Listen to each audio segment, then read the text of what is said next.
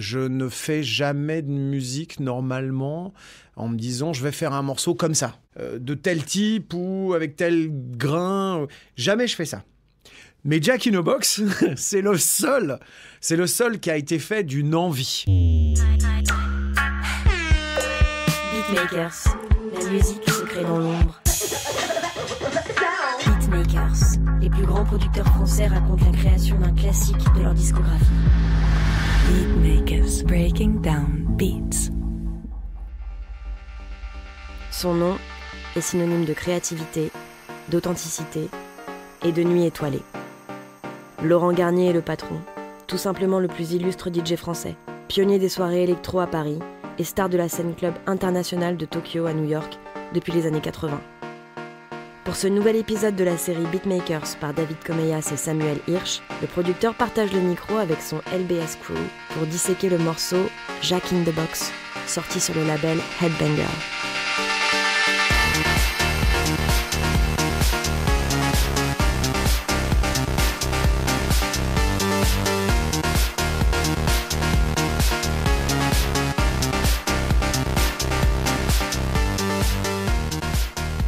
C'était pendant LBS. Et donc LBS, c'était une formation où je faisais mi-DJ et mi-live. J'avais les deux musiciens avec moi. Il y avait un clavier, Benjamin Ripper. Il y avait un mec aux machines, donc mon acolyte de toujours, Scanix. Je mélangeais entre une demi-heure de set DJ et Ben commençait à jouer du clavier, Stéphane était aux machines. Et il y avait un morceau récurrent que je jouais dans tous mes sets, qu'on appelait comme ça pour se marrer, parce que je me rappelle jamais des noms des artistes et tout, et donc on appelait le morceau du bonheur. Je le jouais tout le temps. Et donc on se dit, ah, tu l'as joué à quelle heure, le morceau du bonheur? Et puis c'était un espèce de truc que j'aimais bien jouer. Je me rappelle même plus ce que c'était d'ailleurs que ce morceau-là. Et à un moment, on s'est dit, il faudrait que nous aussi on fasse un morceau du bonheur.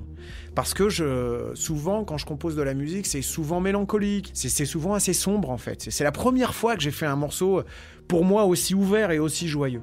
Donc, j'ai commencé à composer dans le studio pour faire un morceau plus joyeux que ce que j'avais l'habitude de faire. C'est parti d'un son, c'est parti du stack, espèce de stack un peu général du truc, qui vient c'est Reactor, mais c'est un stack joyeux. Voilà, c'est sur des notes beaucoup plus joyeuses. J'aime bien les notes noires, moi, tu vois, normalement, mais là, non. C'est que du blanc. C'est un truc comme ça.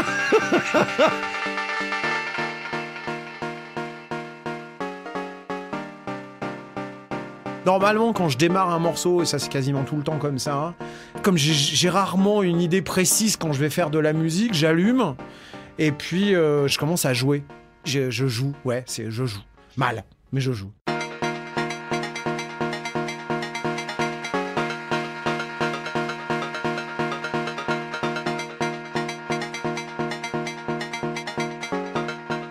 La chose qui a changé par rapport à la façon de faire de la musique il y a 20 ans, aujourd'hui, il y a tellement de propositions avec tous les plugs qu'on est plus devenu... on joue plus avec des puzzles en fait. Tu vois, il y a déjà beaucoup de propositions et en fait, les textures sont rapidement là. Avant, t'achetais un JD800, alors t'avais les nappes, t'avais les pianos, enfin, qui sonnaient pas piano du tout, mais t'avais les claviers, les stacks, et t'avais pas tant de choses que ça. Et il fallait que tu passes du temps sur ta machine pour éditer les sons, et à partir de ça, tu commençais à te dire, tiens, ce son-là, ça pourrait être bien en tant que base. Mais aujourd'hui, tu as tellement de textures différentes qu'en fait, c'est un peu au petit bonheur la chance. J'allume Reactor et puis je vais en charger un dans Reactor. Je vais écouter. Ah bah tiens, j'aime bien ce son-là. Tu vas le toucher un peu. Tu passes beaucoup moins de temps en fait à éditer les sons aujourd'hui parce que tu as tellement plus de choses. Normalement, je démarre sur une texture. Mais là, sur Jack in a Box, j'ai mis un kick et on a trouvé le stack tout de suite. Pour moi, ce morceau... c'est une vision européenne de la musique de Détroit. Toute cette nouvelle garde que j'aime beaucoup d'ailleurs et que j'aide tout le temps et que je joue, les Ian O'Donovan, les mecs comme Oniris. Tous ces gens-là qui sont la nouvelle génération des mecs qui ont écouté beaucoup la musique de Détroit et qui font une musique detroitesque, mais avec un peu de joie dedans. Il n'y a pas toute la mélancolie de la ville de Détroit. Si tu peux prendre n'importe quel morceau de Transmat, les premiers Transmat, les tout premiers morceaux de Carl Craig, il y avait une vraie tristesse dans cette musique-là et tu sentais que ces mecs faisaient de la musique, c'était vital. Tu vois, c'était pour survivre en fait.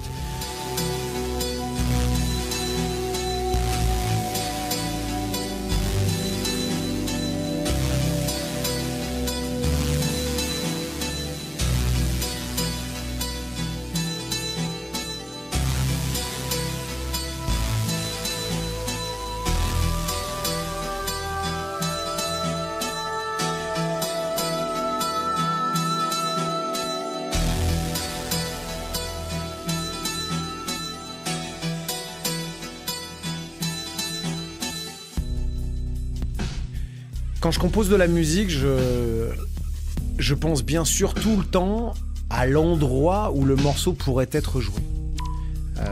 Si c'est des trucs ambiantes, je vais me dire tiens ça moi je l'écouterais bien avant d'aller me coucher après un set parce que je suis crevé, j'ai envie d'écouter un truc comme ça. Si c'est un truc un peu blues, je me dis tiens peut-être qu'aujourd'hui j'ai envie d'écouter un morceau comme ça parce que j'ai une mauvaise nouvelle et j'ai besoin d'aller noyer mon chagrin dans de la musique, ça va me faire du bien. Mais comme je fais aussi souvent de la musique faite pour danser, les deux images en fait qui me reviennent très souvent depuis les 20 ans où je fais de la musique, c'est le Rex Club ou le dance floor du Yellow à Tokyo. Voilà, c'est deux endroits où j'ai passé pas mal de temps. Enfin, le Rex, c'est toujours un endroit où je prends énormément de plaisir à aller jouer. Ça a été ma cour d'école, le Rex. On allait tester les morceaux, c'est-à-dire qu'avec Eric Morand, à l'époque, les artistes nous envoyaient des démos en DAT. On allait au Rex, on les essayait le soir. Et si jamais le public dansait, et si jamais on avait un bon feedback, on signait les artistes le lendemain. Sur FCOM et puis même sur Fnac avant.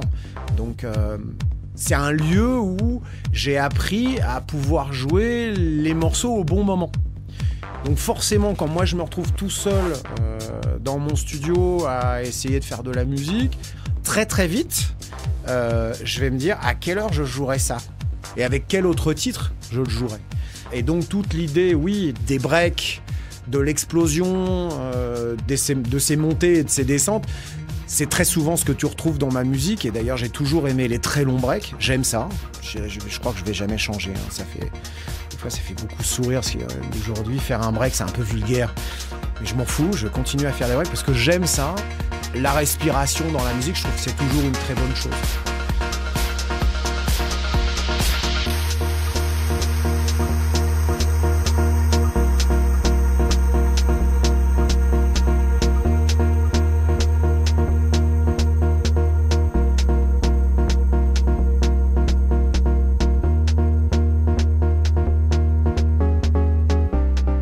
Si c'est pour faire des morceaux tunnels, j'ai pas envie, ça m'intéresse pas. J'aime avec une intro, un milieu et une fin. Et l'idée, c'est d'avoir a good journey, tu vois, un bon voyage. Il faut des montées, il faut qu'on en garde un peu sous le pied pour une espèce d'explosion à un moment. C'est ce qu'on recherche aussi. On va chercher ce côté assez hédoniste chez les danseurs. Donc la musique, c'est le premier truc pour aller créer des émotions.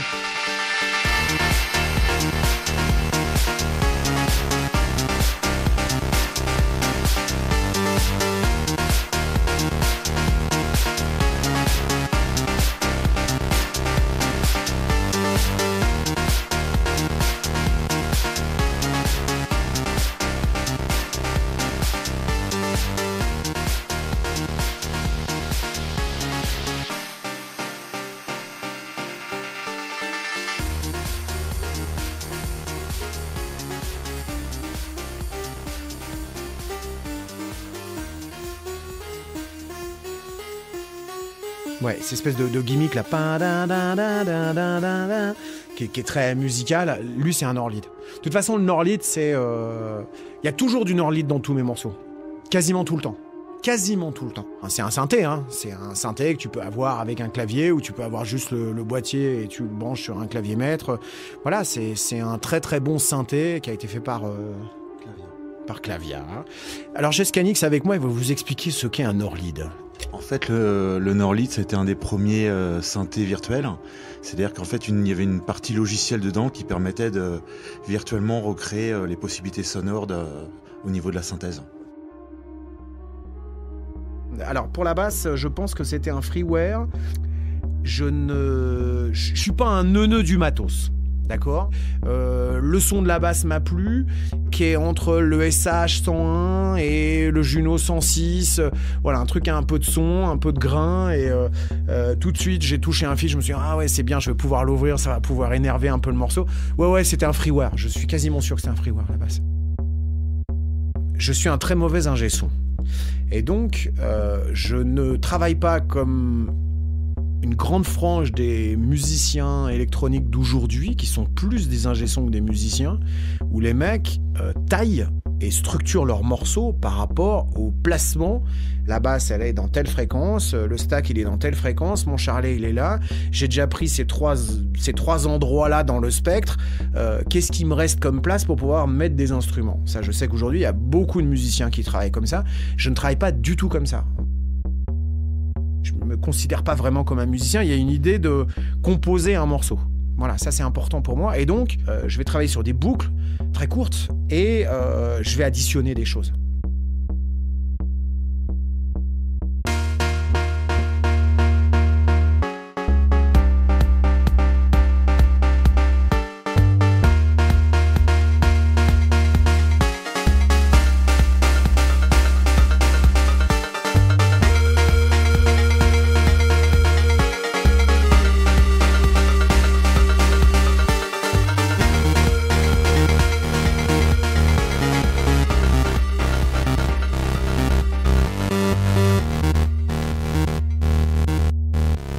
Il n'y a malheureusement pas de grande réflexion derrière la musique que je compose.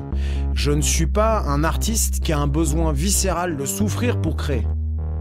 Il y a des artistes qui se gargarisent de ça, il y en a plein, et qui ont besoin d'avoir des vrais conflits intérieurs pour pouvoir s'exprimer et dire des choses. J'utilise beaucoup plus mon métier de DJ, et d'ailleurs mon vrai boulot c'est DJ, hein. Moi j'ai commencé en tant que DJ, c'est mon rêve de gosse, je voulais faire danser les gens.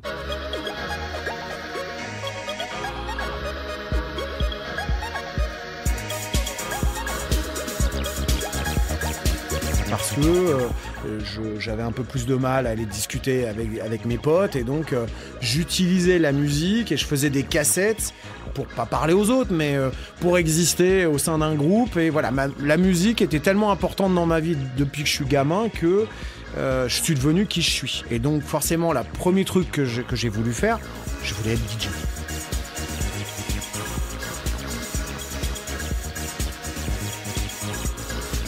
Fait du DJing, j'ai commencé à faire ça, et puis un jour j'ai un pote à moi qui s'appelle Yann Blind, qui a fait un morceau qui s'appelle Dream Frequency, c'est un vieux tube rave que j'adore, qui est vraiment un de mes morceaux favoris des années 90.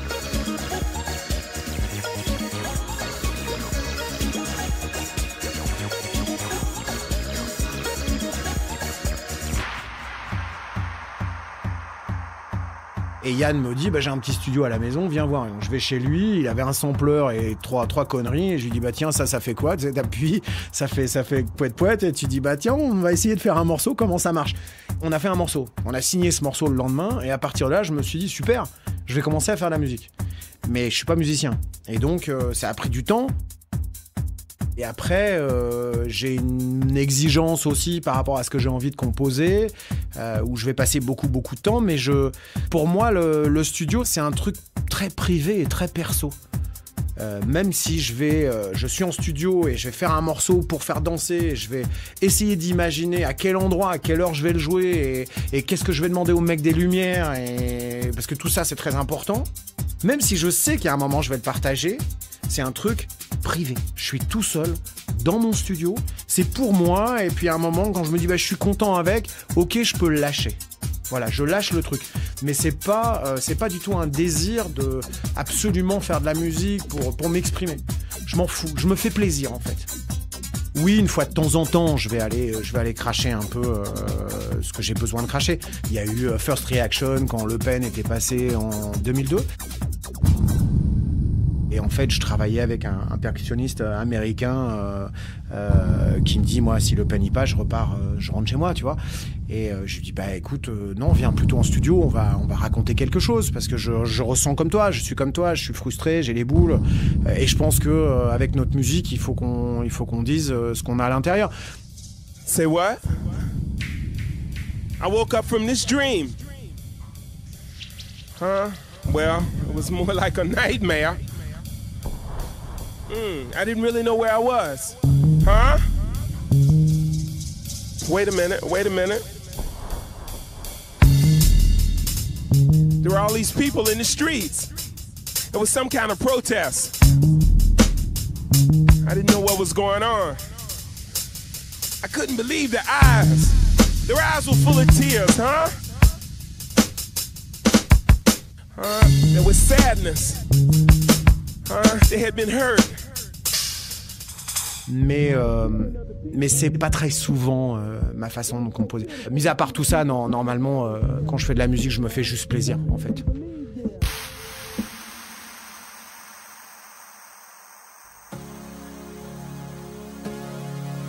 Moteur. En fait, c'est Louis Chédid qui m'a fait acheter Machine. L'action se déroule dans ta ville, vue d'hélicoptère ou du haut d'un building. Et puis la caméra zoom avant, jusqu'à ton appartement. Machine est un logiciel, c'est une boîte à rythme en fait. Je connais bien Louis et c'est un voisin et souvent il vient dans le sud pour composer. Et en fait, je vais chez lui parce qu'il était en train de bosser sur des morceaux indiens, des trucs complètement improbables.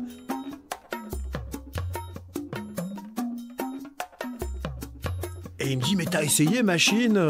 C'est moi qui devrait lui emmener des machines comme ça, tu vois. Et tu vas chez Louis et il a plein de machines. De toute façon, c'est un mec qui essaye beaucoup de matos. Il n'y en a pas beaucoup comme ça en France, des chanteurs un peu plus classiques qui essayent tout. Mais Louis, il essaye beaucoup de choses. Et donc, je vais là-bas et je lui dis, ah tiens, ta machine, comment c'est? Et il me dit, bah regarde. Et en fait, il me fait une démo en une demi-heure. Tiens, regarde, tu peux faire ci, tu peux faire ça et tout. Et donc, je m'achète Machine. Il y a des milliers de sons, de percus et de patterns et tout à l'intérieur. Et en fait, ce clap, il vient un peu de l'idée d'un Carl Craig. Ce que j'adore chez Carl, c'est non seulement sa musique, mais c'est surtout sa production. Et c'est le patron. Quand tu écoutes sa musique, la façon dont il mixe ses morceaux, il n'y a pas grand monde aujourd'hui, quand tu écoutes leur musique, où tu te dis c'est quasiment parfait. Il y a lui, il y a Macéoplex, il y a des gens comme ça qui mixent tellement bien, ça devient des espèces de cas d'école pour nous qui sommes très mauvais ingé-son. On se dit putain, mais comment il fait quoi? Et donc, Carl avait fait un morceau avec un clap qui était un peu comme du bruit blanc, et en fait, j'avais appelé le clap Carl Craig. Parce que ça me rappelait Carl Craig. Et ça vient de Machine. Voilà.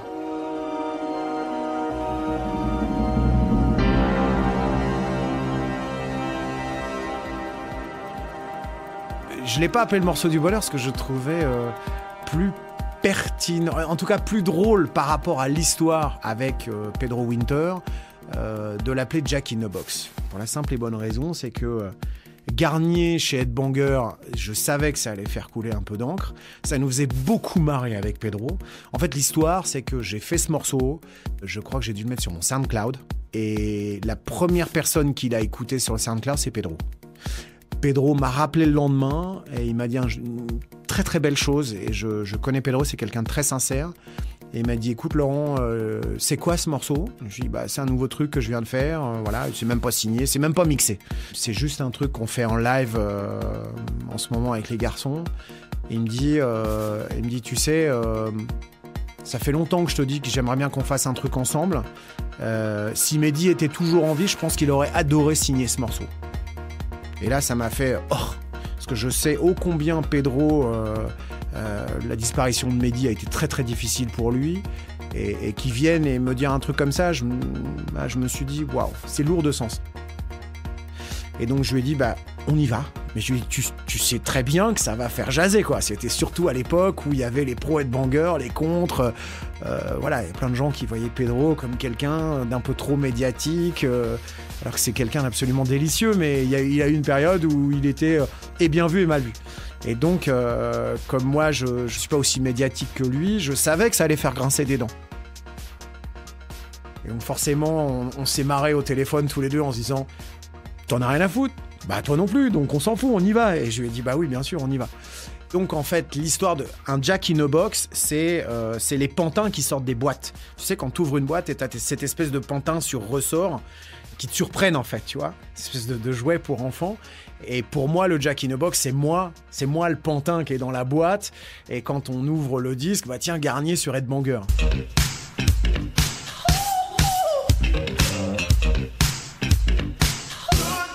Mehdi, c'est producteur mythique de Headbanger, ça c'est sûr. Je sens aujourd'hui, avec sa disparition, que Mehdi a été extrêmement influent sur le début de Headbanger. Et je te dis, le Jack in a Box, le premier truc qu'il m'a dit, mais la façon dont il me l'a dit, il m'a dit Mehdi, il t'adorait, il aurait adoré signer ce morceau-là. Et pour moi, il a tout dit, quoi. Tu vois. Et je lui ai dit, Pedro, mais bien sûr, je te le donne tout de suite. Je te le donne tout de suite. Et j'ai trouvé cette phrase très, très, très touchante et je lui ai dit oui, tout de suite.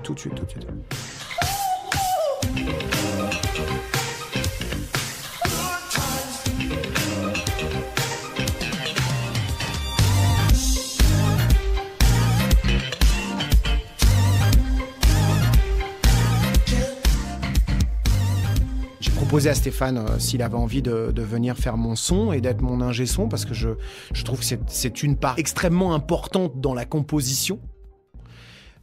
La preuve, c'est qu'aujourd'hui, à mon avis, les musiciens, c'est plus des ingé sons que des musiciens pour la plupart des mecs dans la techno. Mais je trouve que c'est un élément très important. Et donc oui, Stéphane me suit depuis 15 ans, je crois, à mixer absolument tous mes morceaux, tous mes remixes. J'aime ce qu'il fait, j'aime son travail et j'aime son calme, ce qu'il m'apporte. Bon, je sais surtout que je peux lui prendre la tête. Jack in a Box, je crois qu'il a dû faire 20 ou 22 mix de Jack in a Box. Parce que c'était un morceau compliqué, comme d'habitude, je mets trop de pistes, je vais pas placer mes instruments en fonction de l'équalisation du truc. Il y a toujours 3 basses, il y a toujours des choses qui se chevauchent, c'est toujours un peu compliqué.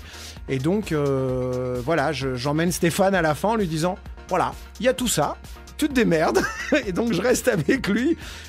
Il a plus beaucoup de cheveux, comme tu peux voir, et il m'explique, en fait.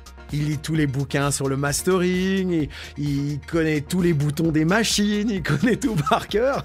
Moi, je suis plus à... on va pas lire la notice, on va pas perdre du temps, on va tourner les boutons, on va voir ce que ça fait. Donc forcément, c'est 2 approches différentes. Le truc qui est fort, c'est que lui, il va mixer dans son studio, il va me l'envoyer le soir même, je vais l'essayer à Tokyo ou je vais l'essayer à Londres.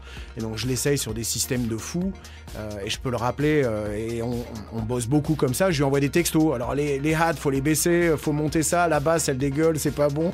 Là j'avais des retours de merde, donc attends demain, je vais te dire. Et en fait on travaille comme ça, je les teste plein de fois jusqu'au moment où on est content du résultat. Mais je le rends un peu fou quand même. Donc j'ai un Scanix avec moi tout le temps. Effectivement, avec Laurent Garnier, ça fait 15 ans qu'on travaille ensemble sur le son, mais Laurent, je le connais depuis 25 ans. Moi, j'ai signé sur Fnac Musique et c'est là où je l'ai rencontré en 93.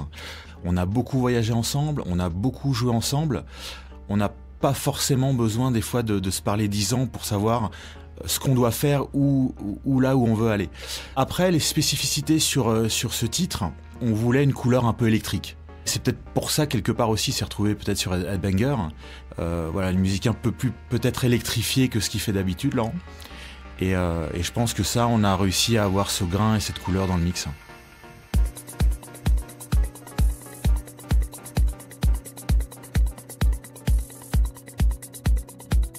C'est ça le fait de vieillir dans un monde où on parle à une clientèle qui est relativement jeune en fait. La plupart des gens qui me suivent aujourd'hui, ça pourrait être mes enfants. Donc il ne faut pas que je devienne un espèce de vieux jukebox poussiéreux qui se répète inlassablement. Et donc je pense qu'en tant qu'artiste, je dois toujours me remettre en question. En fait, pour moi, Jack in a Box, c'était un EP où j'avais envie de replacer une cartouche en disant, voilà, je suis pas complètement has-been, je suis pas à 20 000 km, je sais ce qui se passe. Voilà, j'ai envie de faire un morceau comme d'anciens morceaux que j'ai pu faire, qui sont un peu emblématiques. Et il est plus abouti, peut-être, que d'autres, parce que il est plus crossover entre la techno, la house. Et en le jouant hier soir au Rex et en voyant la réaction des gens, en fait, c'est un des marqueurs, quand on se retournera et on regardera la carrière que j'ai eue, je pense que c'est un marqueur assez important dans ma discographie. Surtout aussi parce que c'est un morceau qui me ressemble beaucoup. Arte Radio.